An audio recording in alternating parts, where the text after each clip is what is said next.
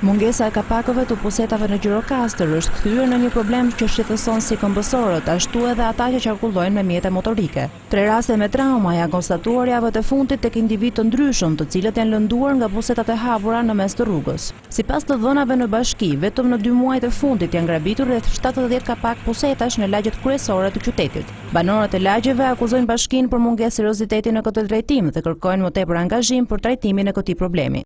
Dhe do bien fëmijë, bien plej, do që bëhet kështu në të shtetë. A ka shteta, s'ka shteta. O vodhë një nga një çdo darkë. Sepse këtu s'ka ndryshim. Lekët paguhet për ndryshimin e rrugëve dhe ndryshimin e rrugë nuk ka. Ne japim të drejtë hajdutit të vjedhit. Zëvendësimi i kapakëve të pusetave kërkon një fond shtesë nga ana e të ardhurave të ndërmarrjes së ujësjelljes kanalizimeve, por kjo e fundit e ka mjaft të vështirë pasi vlera e gizës në treg është shumë e lartë. Vetë Bashkia e Gjirokastrës ka kërkuar nga policia lokale verifikimin e rasteve të grabitjes së pusetave dhe bllokimin e pikave të grumbullimit të hekurishteve, të cilat janë stacioni i parë i dorëzimit nga ana e keqbërësve.